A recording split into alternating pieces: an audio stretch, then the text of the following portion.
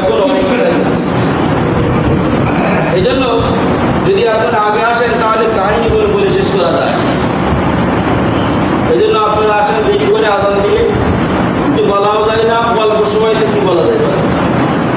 3টে পয়েন্টের ভেতরে একটা পয়েন্ট চলছে, শয়তানের যে মিশন চক্রান্ত চলছে। এই জন্য আপনাদের বলি একটু আজান দিলে সকাল সকাল আসলে এই আধা ঘন্টা এবং 45 সময় বের অনেক কিছু বলা যায়, কিন্তু আপনারা প্রতিদিন একই ওই সময় হাজিরা দিতে হয় তাই আসে।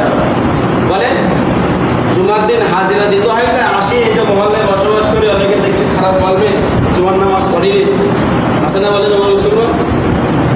এই জন্য সকলকে আহ্বান করবো যে 5 ওয়াক্ত নামাজ পড়তে হবে, জামাতে নামাজ আদায় করতে হবে। কিয়ামতের দিন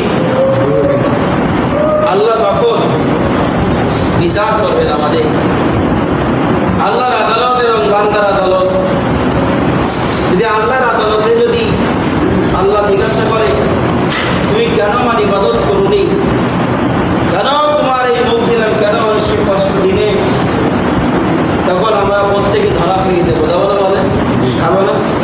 আর আল্লাহর আদালতের প্রতি আমি আপনি মাপও পেয়ে যাই, তারপরে আল্লাহর আদালতে যদি আমি আপনি মাপও পেয়ে যাই, কিন্তু বান্দার আদালতে আর মাপ হবে না।